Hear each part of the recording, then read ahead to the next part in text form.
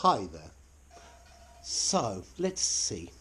I remember one day I was at Radley. It was maybe 1976, I would say. And I remember it was Saturday afternoon. And anyway, my friend Bob came and said, "Hi, Bob. There are a couple of boys, a couple of lads who are going to go to Abingdon on their bikes for a drink, and do you want to come with them? Do you want to come with us?" Okay, so I thought this sounds like a really good idea. Let's see, I think probably 16 at the time, maybe 15, 16, something like that. So anyway, we got on our bikes and we cycled off to Abingdon. And I remember we went just past Abingdon and we went to a pub. And we got served. Wonderful. They didn't say anything. So we had a couple of pints there. And then I think Bob and I left and we parted our ways with the other lads. I don't remember their names.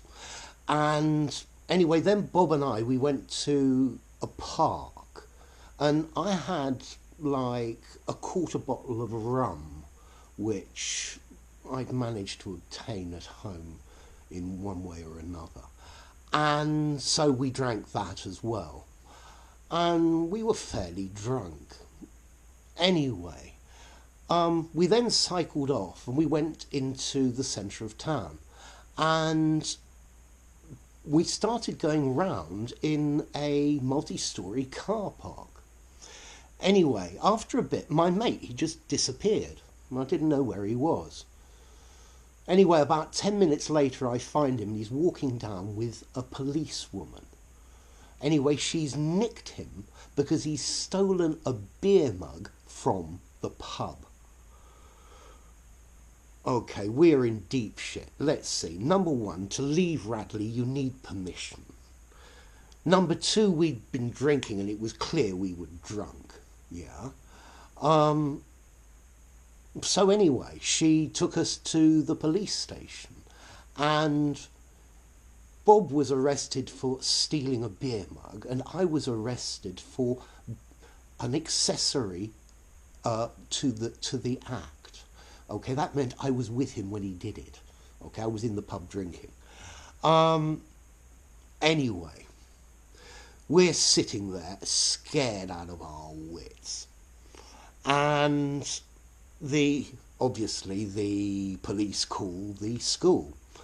And of course the headmaster, Dennis Silk, who was also the local magistrate, was called and Dennis came down to pick us up from the police station.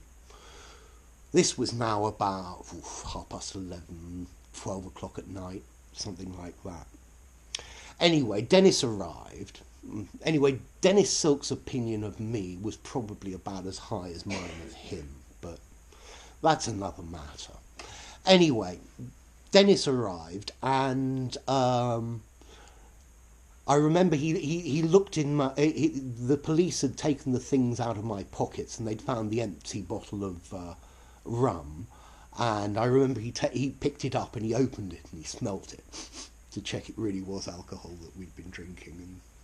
And anyway, he didn't say anything and he just took us back to college in his car. He didn't say a word actually. But I could imagine he was pretty upset. Anyway, what happened next? Okay, yeah, the next day was Sunday, and my mum got called to school to talk to the headmaster. Yeah, so we had to go and see the headmaster. And she reckoned he was going to expel me. But he didn't. Finally, his punishment, naughty, slap wrist, don't do it again, etc. Finally, the punishment was that we had to stay during the half-term holiday at school and do menial jobs like cleaning windows and things like that. I'll come to that in a bit. And obviously anything that the police wanted to do. So, that was all right. Anyway, so what happened with the police? Well, about, 3 months later, Bob and I had to go back to the police station. We were given an official police caution. You're very naughty, don't do this again. And the other bit about having to work at school while everyone else was off on half term. To me, this just convinced me even more that I was doing a jail sentence. In a prison, if you behave badly, they make your sentence longer. Well, that's exactly the same as happened in this case. So, I don't know. What more?